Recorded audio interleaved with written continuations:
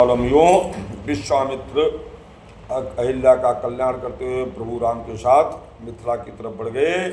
तो आगे चल 2 दिन रहा गंगा जी का नहान, राजकुमारों ने दिया वहाँ बहुत कुछ दान।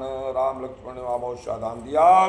तो कुछ दिन चलते चलते मिथिला अवधेश कुमार वहाँ पहुँचे। गुरुवर ऋषिवर के साथ साथ दोनों ही जनक नगर पहुँचे। मिथिला में पहुँच गए। तब बढ़कर देखा नगर दृश्य रमणीक विचित्र सुहाता था। मन जहाँ जहाँ पर जाता था हर्षित वहीं लुभाता था। तो पीड़ित अकाल से प्रजा देख राजा को गया किसान जहाँ। किस भांति वहाँ का हो वर्णन प्रकृति शोभा की कानुआम। उस जनक स्वयं किसान बन गया प्रजा को दुखी देखकर। तो जनक राज ने जब सुना आए हैं मुनिनाथ, स्वागत करने चले वे ब्राह्मण दल के साथ। जनक जी स्वागत करने के लिए विश्वामित्र का गए। तो भारत भर के राजाओं में ये राजा योग्याभ्यासी थे। कहलाते थे यो तो गृहस्थ पर वास्तव में सन्यासी थे। वास्तव में जनक सन्यासी थे। था समदर्शी समद्रष्टापन इनके स्वकीय व्यवहारों में। अर्धांगिन पर है एक हाथ तो एक हाथ अंगारों में। एक हाथ स्त्री के ऊपर तो दूसरा हाथ अग्नि के ऊपर अंगारों। ये होता रही है शरीर का क्या क्रियाएं हो रही। तो निज ब्रह्मानंद रूप में ये ऐसे बेसुध भरपूर हुए। जब लगे भूलने दे दशा तो नप विदेह मशहूर हुए। ऐसी स्थिति जब हो गई तो विदेह नाम के से जाने लगे। तो बोले मेरे देश के धन्य भाग्य हैं आज, हूँ कृतार्थ दर्शन मिले आए त्रिमुनिराज। जनक जी ने प्रणाम किया विश्वामित्र को। कहा ऐसे राजकुमारों को लेकर आए महाराज, हम धन्य हो गए हैं। आप कृपा निधि विद्या निधि धर्मज्ञ धर्म संचालक हैं। ये श्याम गौर दोनों कुमार किस भाग्यवान के बालक हैं। ये विदेह जी ने पूछा। तो इनमें कुछ शक्ति अलौकिक है ये मुझे दिखाई पड़ता है। इनका दर्शन कर महाराज मन ब्रह्म मनन से हटता है। टटकी बंधी ही जाती है। कुछ ऐसा अद्भुत ने हुआ। कहते हैं मुझे विदेह सभी पर मैं तो आज विदेह हुआ। आज वास्तव में विदेह हो गया। इनको देखकर मुझे अपने शरीर की स्थिति भूल गई। जनक जी कहने लगे बालक किसके हैं।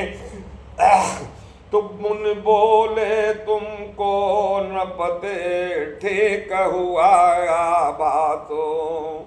ब्रह्मनिष्ठ की दृष्टि में सब रहता है पास। दोनों हैं पुत्र अवध नप के है नाम राम लक्ष्मण इनका। यह बलि गुणी उत्साही है किस विधि से हो वर्णन इनका। निर्विघ्न कराया यज्ञ कारणे चर समूह संगाराए। गौतम की नारी अहिल्या का पद रज से साप निवारा है। विश्वामित्र बताने लगे। और दुनिया दर्शन का मेला है जितना अच्छा ही अच्छा है। आगे तो वो ही होता है जो कुछ विधना में लेखा है।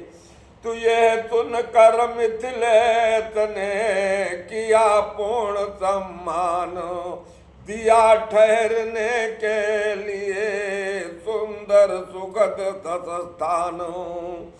तो नगर देखने के लिए आए अवध किशोर, सुसमाचार सुना छा गए नर नारी चौर।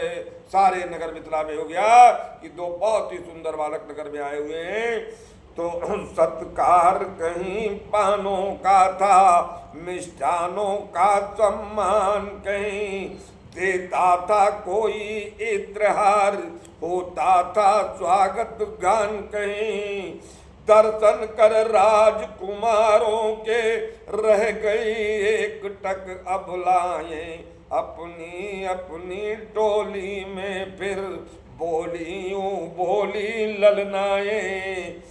बहना देखो तो सहे इन दोनों का रूप, कोटिका में छब जीत कर प्रकटे युगल अनूप। आपस में इस तरह वार्ताएं करने लगी नवयुतियां। तो गंधर्व नाग सुर नर के नर किसमें कितनी सुंदरता, ये सुंदरता जिन पर मोहित हो, ऐसे सुंदर हैं ये भाई। और जिसने देखा है एक बार इन श्याम गौर सुकुमारों को, वो आंख नहीं अब देखे कि सुंदरता के श्रृंगारों को। इन बालकों को जिसने देख लिया, सुंदरता भी इनसे ले जा जाए, ऐसी सुंदरता को मैंने आज तक नहीं देखी। जिस मुख ने इनका गान किया, आजन्म इन्हीं को गाएगा। जिस मन में ये आ जाएंगे, वो मन इनका हो जाएगा। ऐसा आपस में सभी बात करते लगे। तो सुनते हैं कौशलवासी है, सुत है दशरथ राजेश्वर के, लाए हैं विश्वामित्र ये कारणवत सिया स्वयंवर के। कारणवसिया के स्वयंवर में इनको लेकर विश्वामित्र आए हैं और सुना इनके विषय में। ताड़ का स्वभाव संहारे हैं, मुनिवर के यज्ञ की रक्षा कर, फिर पड़े बड़े पतित पावन हैं ये, तारी है तिला अहिल्या कर। अहिल्या एक पत्थर तिला पड़ी थी, उसको भी इन्होंने तब चौंक गए देख कर। तो तभी दूसरी ओर की नारी उठी पुकार, है सीता के योग्य वर श्यामल राजकुमार। ये इसी आपस में कहने लगी, ये मेरी बहना सीता के लिए सबसे अच्छा वर हो सकता है। तो रचना रच जाय विधाता की, इस जोड़ी पर बलिहारी हो। ऐसे मनमोहन सोहन के दुल्हन सीता सुकुमारी हो। संबंध यहाँ हो जाने से ये यहाँ आएंगे कभी कभी, फिर तो अपने हैं धन्य भाग्य हम, दरस पाएंगे कभी कभी। ये लोहा की ललनाएं और स्त्री पुरुष कहने लगे, हे प्रभु ऐसी कृपा करो हे नारायण कि इनका सीता से विवाह हो जाए, जो उसी बहाने कभी कभी आएंगे तो हम सभी इनका दर्शन होकर धन्य हो जाएंगे।